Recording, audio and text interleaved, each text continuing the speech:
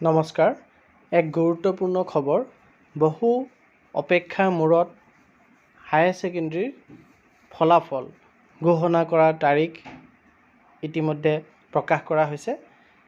আপোনালোকে স্ক্ৰীনত আমাৰ মাননীয় শিক্ষামন্ত্ৰী ডক্টৰ অনুজ পেগু ডাঙৰীয়াৰ টুইট দেখা পাই আছে, য'ত উল্লেখ কৰিছে Assam higher secondary education council will declare SS exam result 2024 tomorrow at 9 AM। অহা কাইলৈ 9 বজাত হায়াৰ ছেকেণ্ডেৰীৰ ফলাফল ঘোষণা কৰা হ'ব। The official press meet release will be issued at 7 AM আৰু যি প্ৰেছ মিট ৰিলিজ আছে সেইটো 7 বজাত ইছ্যু কৰা হ'ব, ৰাতিপুৱা 7 বজাত অহা কাইলৈ। Best wishes to all the candidates, সকলো কেণ্ডিডেটলৈ তেখেতে বেষ্ট উইচেছ দিছে। অৰ্থাৎ আমি যদি খবৰটো জনাওঁ তেতিয়াহ'লে এইটোৱে যে হায়াৰ ছেকেণ্ডেৰীৰ ফলাফল অহা কাইলৈ 9 বজাত ঘোষণা কৰা হ'ব। ধন্যবাদ।